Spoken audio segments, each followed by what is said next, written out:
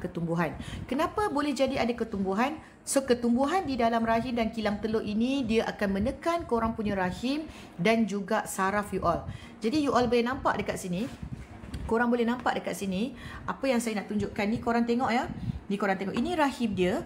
Jadi, ini adalah ketumbuhan seperti endo.